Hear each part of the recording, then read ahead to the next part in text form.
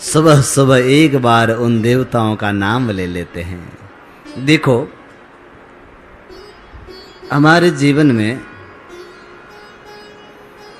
माता पिता ने जो उपकार किया है वैसा उपकार संसार में कोई भी नहीं कर सकता है।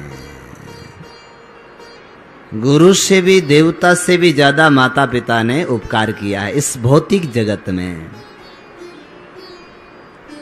और आज तक सब कुछ देते हुए आए हैं और देते भी रहेंगे। जब तक उनके तन में प्राण है तब तक वे हमेशा अपने बेटे और बेटी को देते ही रहेंगे।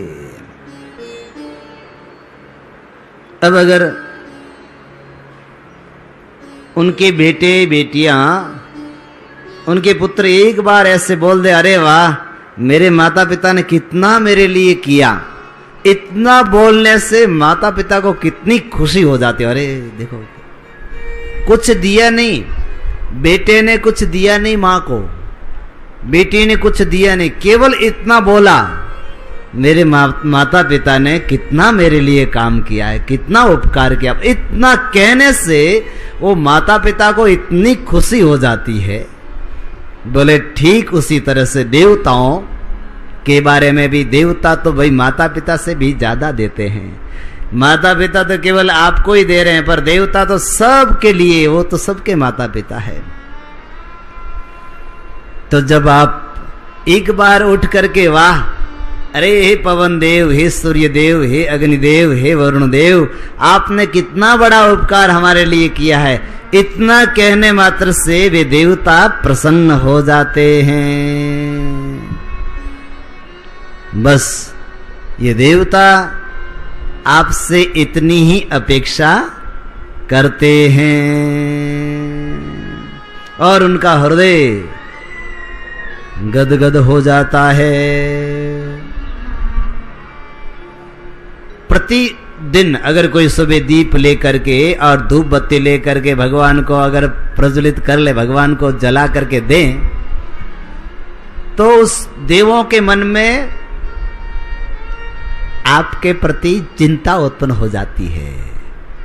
और फिर वे देवता, जैसे आप उनको देते हैं भाव और भक्ति श्रद्धा के साथ में, तो वो देवता भी सोचते हैं कि अरे ये देखो, ये हमें भी देता है ना, तो इनका थोड़ा ध्यान रखना चाहिए।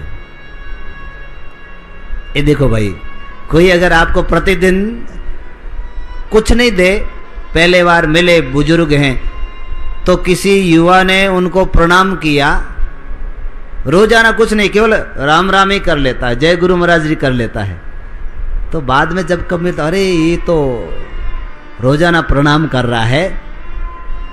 और जब कभी कोई संकट आता है तो वह व्यक्ति उनका भलाई के लिए हमेशा सोचता है। दिया कुछ नहीं, केवल उन्होंने प्रतिदिन उनको याद किया। तो भाई देवताओं का भी इस तरह से आशीर्वाद अपने आप अंदर से मिलता है। और देवताओं के हृदय में एक भावना आ जाती है कि ये मुझे याद करता है, इसलिए इसका बुरा नहीं होना चाहिए। कर्म वह व्यक्ति कैसा भी करे, उन कर्म के अनुसार फल उनको मिलेगा, पर वर्तमान समय में वो देवता उनका ध्यान रखते हैं। जैसे माता पिता को मानने वाली संतान का माता पिता सदैव ध्यान रखते हैं। अब कुसंतान हो जाए, माता पिता इतना बड़ा उपकार करें और उनको एहसान को भूल जाएं, तो कुछ दिन के बाद में माता पिता भी सोचते हैं कि देखो इतना करने के बाद में भी वो कहे कि मारा तो कहीं करियो थे, आज तक कहीं नहीं करियो, कहीं दियो थे मने।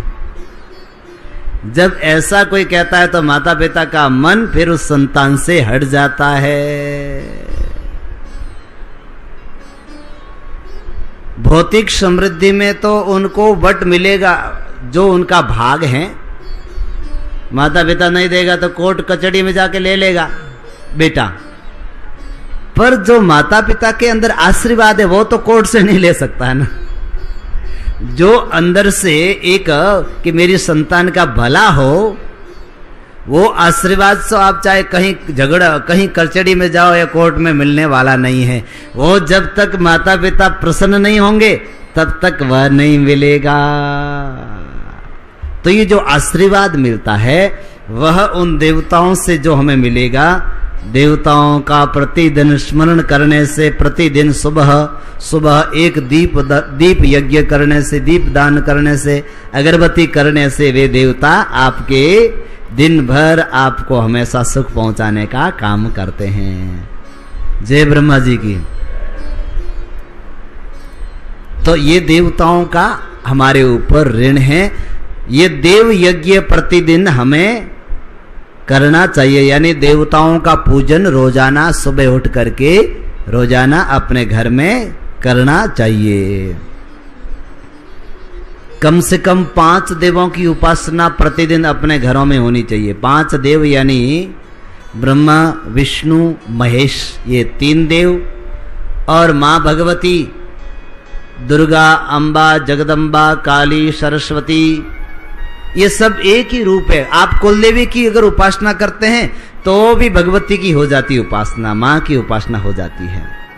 तो चौथी माँ भगवती हो गई और 5वें गणेश जी हो गए। ये 5 देवों की उपासना प्रत्येक गृहस्थ के घर में होनी चाहिए।